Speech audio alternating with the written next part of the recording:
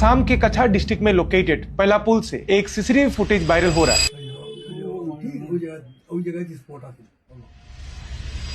जहां रात के अंधेरे में एक जेसीबी नेहरू जी के स्टेचू को तोड़ते हुए दिखाई दे रहा है। अब अगर आर्गुमेंट ये है कि कोई पब्लिक वर्क के लिए या रोड के वर्क के लिए इसको हटाया जा रहा है, तो याद रखिए किसी स्टेचू को रेस्पेक्टफुली रिमूव करना और उस पर बुलडोजर चला के ब्रेक करना, इन दोनों बातों में बहुत ज्यादा फर्क है। गलती से गिरा हो या जानबूझकर किसी पब्लिक स्टेचू को डैमेज करना prevention of damage to public property act 1984 और बीएनएस के सेक्शन 324 के अंडर ये एक सीरियस क्रिमिनल ऑफेंस है। अब आते हैं व्हाट्सएप फॉरवर्ड्स के ऊपर जो पूछते हैं कि नेहरू ने क्या किया। पॉलिटिकल हेट को साइड में रखो और 1947 का रियल डाटा सुनो। जब नेहरू जी पीएम बने तो देश को चलाना नहीं, देश को जिंदा रखना चैलेंज था। उस समय इंडिया का आम जनता का एवरेज लाइफ स्पैन सिर्फ 32 ईयर्स था, क्योंकि देश लगातार फेमाइन और जीरो हेल्थ केयर से गुजर रहा था। लिटरेसी रेट बियरली 12% था और 80% से भी ज्यादा लोग एक्सट्रीम पॉवर्टी में थे और एक छोटी सी सुई तक हम यूके से इंपोर्ट करते थे। ऐसे क्राइसिस में रैंडम डिसीजन का कोई वैल्यू नहीं, इसलिए उन्होंने अपने पहले कैबिनेट में अपने कड़े political rivals doctor B R Ambedkar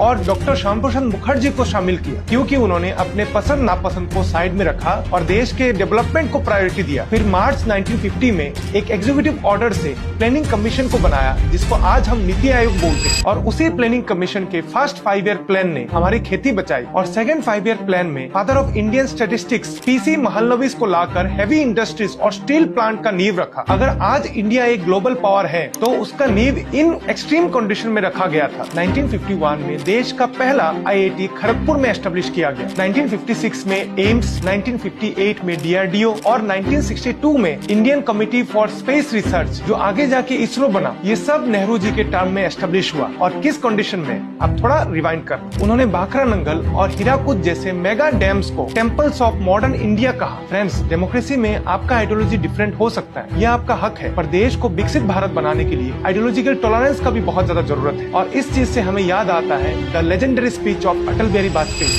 मैंने एक बार पंडित जी से कह दिया था कि आपका एक मिला जुला व्यक्तित्व है और आप में चर्चिल भी है और चैम्बरलेन भी है। वो नाराज नहीं हुए। शाम को किसी बैंक्वेट में मुलाकात हो गई और उन्होंने कहा आज तो बड़ा जोरदार भाषण दिया है, और हंसते हुए चले गए। आजकल ऐसी आलोचना करना दुश्मनी को दावत देना।